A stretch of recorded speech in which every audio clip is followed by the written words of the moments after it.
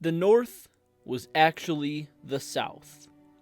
When looked upon through the eyes of the wildlings, the Seven Kingdoms were petty, snobbish, and exotic to the extreme, with their new gods and pointless wars. Beyond the wall, men and women lived freely, bending the knee to no king or lord. They served whom they pleased, if anyone at all, and lived treacherous but adventurous lives. Sometimes, the free folk even ventured south of the wall. One such wildling to accomplish the feat was Osha. Hello everyone, and welcome back to Exploring Fiction. With a group of Night's Watch deserters, Osha ventured into the mainland of Westeros, fleeing from the others, and stumbled into the captivity of House Stark.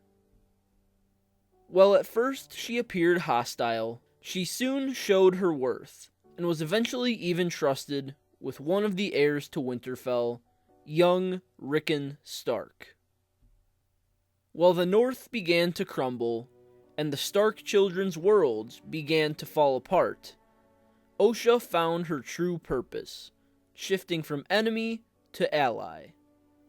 So, who exactly is Osha, and why is she such an interesting character? Let's explore.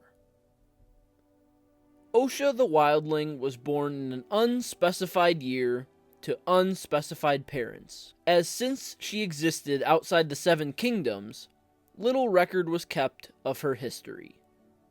She grew up rough and reserved, similarly to many of her wildling companions, along with a brother, who was said to have killed a 10-foot-tall giantess.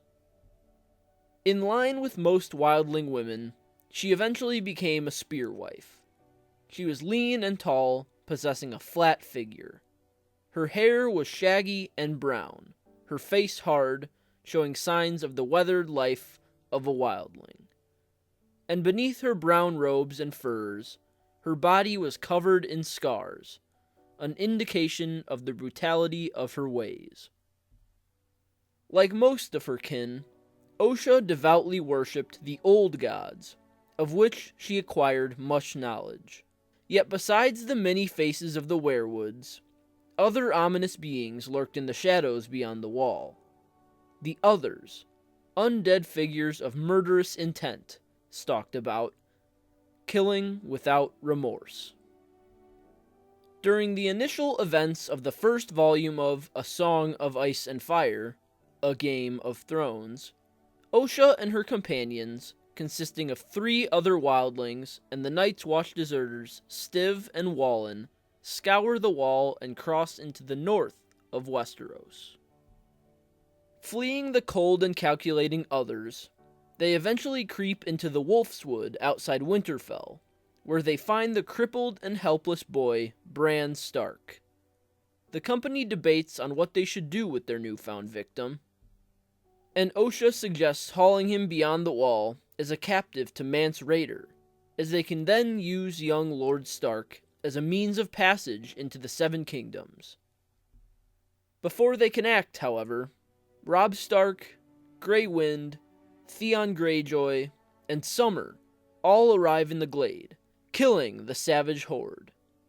Osha is the sole survivor. Displaying a hint of mercy, Robb has her bound and brought back to Winterfell for interrogation. Osha behaves respectfully, and soon enough is allowed partial freedom to roam throughout the grounds of the northern castle. She takes up work in the kitchens, aiding the head cook Gage, with whom she develops intimate relations. Even south of the wall, the wildling woman maintains her devotion to the old gods, often praying at the Winterfell Godswood, and it is here she one day comes upon Bran, who is finishing his own prayers. Still in chains about her ankles, she sits beside the young cripple, and despite their previous animosity, the two form a connection due to their piety.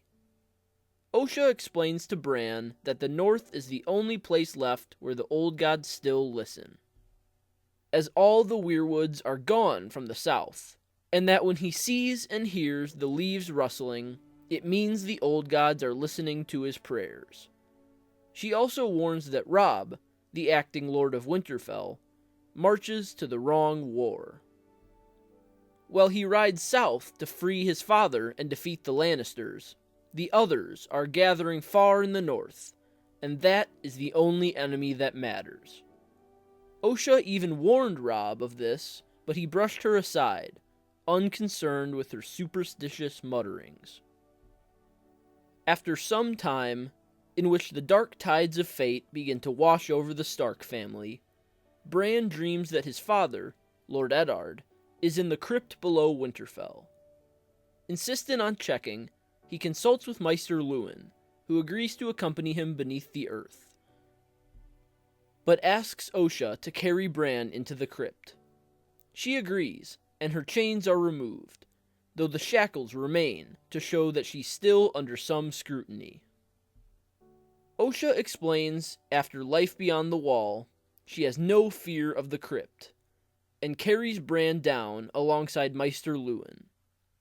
In the catacombs, Shaggy Dog, Rickon's fierce black direwolf, bites and tears at Luwin's arm, halted only by his littermate Summer. It is Osha who provides aid in later bandaging Luwin's wound, and the group awaits foul news from King's Landing concerning their beloved Warden of the North. In A Clash of Kings, Osha remains a servant in the kitchens of Winterfell. She also continues her Godswood meetings with young Bran, often while she bathes and he prays, and during one of these meetings she reveals to him that she once killed a ranger of the Night's Watch. Her wildling prowess cannot stymie the doom of Winterfell, however, as soon the Turncloak Theon Greyjoy returns to the north and captures the castle with his fellow Ironborn. Assembling the people of Winterfell in the Great Hall, so they can yield and watch Bran Stark surrender his home, Theon invites his former friends to bend the knee. The first to acquiesce is the loathsome prisoner Reek, and to the surprise of all, Osha follows suit. She explains to Theon that she's been a captive in the north as well, and that he was there when she was shackled in chains.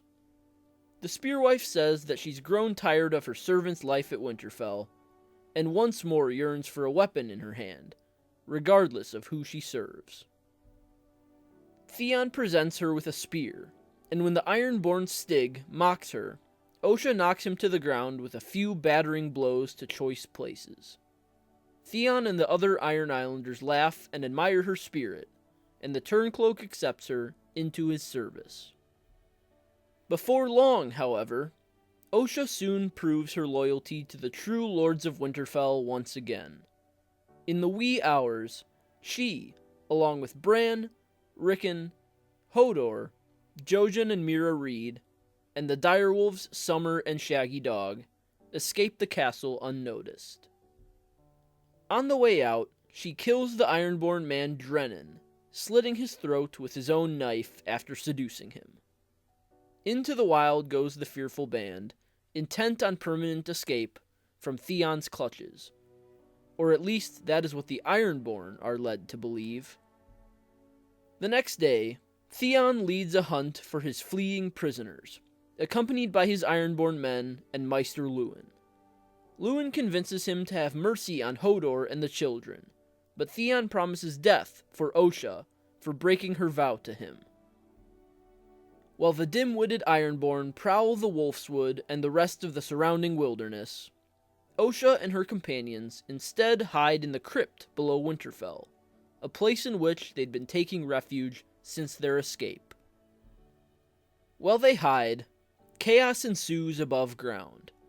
The freed prisoner Reek reveals himself as Ramsay Snow, bastard son of the Dreadfort, and raises Winterfell, betraying Theon. Still unsafe to go above himself, Bran enters the mind and consciousness of his direwolf Summer, and through his eyes sees Winterfell empty and burning. Bran relays the news to the group, and Osha determines they're safe enough. They return to the surface, but only after Osha retrieves the sword from Eddard Stark's tomb, the last weapon made by Winterfell's resident smith, Mikken.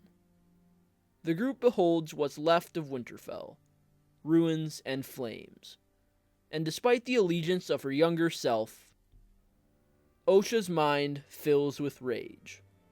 Yet, as she peers amongst the corpses, she realizes the Ironborn played no part in the sacking of the castle, for they lay among the dead along with Winterfell's citizens. She determines House Bolton is the culprit, a northern betrayal indeed. In the Godswood, Osha, Bran, and the others stumble upon a dying Maester Luwin. The wilting wise man begs Osha to split up the young lords of Winterfell, and she agrees with his suggestion. Luwin requests the gift of mercy, as he knows he has little time left, and Osha fulfills it with no lack of reluctance in her heart. Outside the walls of the once great home of the Starks, the former Spearwife sends Bran north with Hodor, Summer, and the Reeds, while she drags Rickon and Shaggy Dog east with their destination unknown. In the subsequent volumes, little is mentioned of Osha. In A Storm of Swords, Bran sometimes thinks of her when gazing at the stars, and often wonders if she and Rickon ever found sanctuary amongst one of the other northern houses.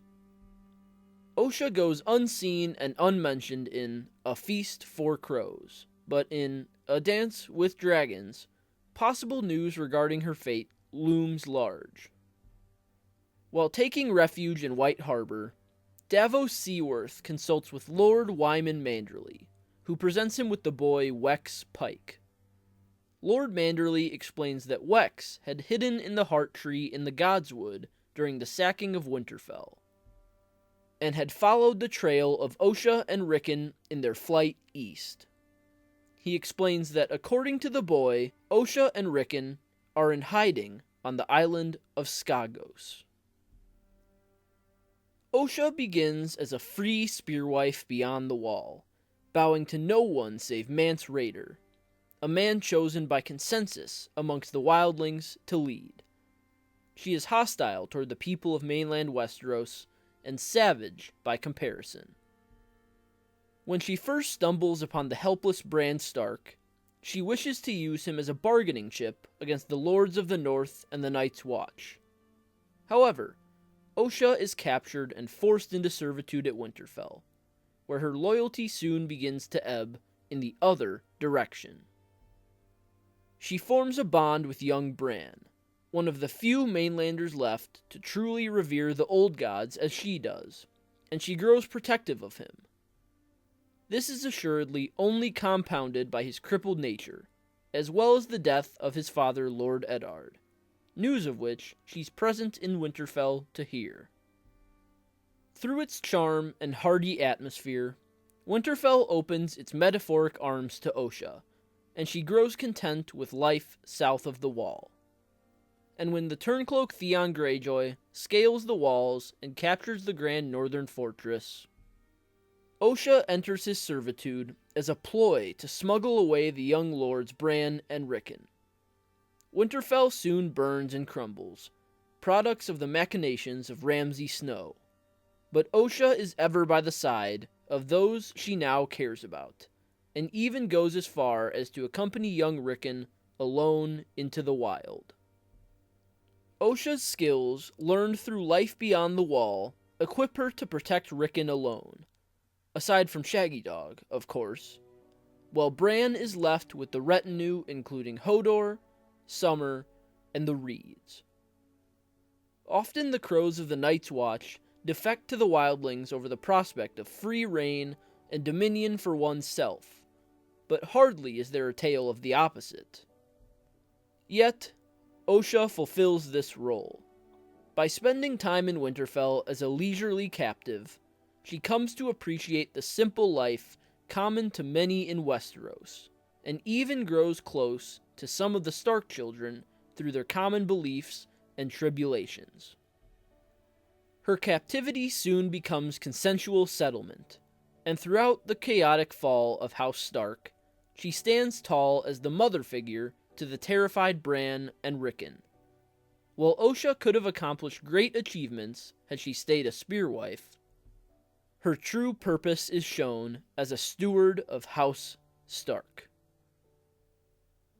The culture of the Free Folk was one that stood out as unique upon the continent of Westeros, a lifestyle by which men and women bowed to none, but also had to work for all. Sometimes the wildlings climbed over the wall and into the south, and Osha was amongst them. After her capture, she slowly began to enjoy Winterfell and its inhabitants, and even joined them permanently. Utopia was fleeting, though, and outside circumstances forced her to resourcefulness once more. Osha scooped up young Rickon Stark and ferried him east, in an attempt to protect the poor boy from much darker and more powerful forces. Despite her initial wishes, Osha the wildling fell into an enemy's allegiance.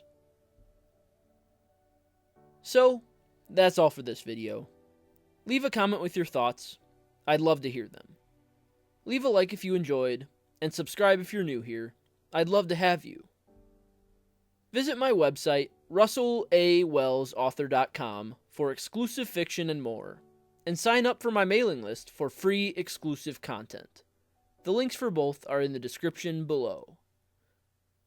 And, like always, I will see you next time.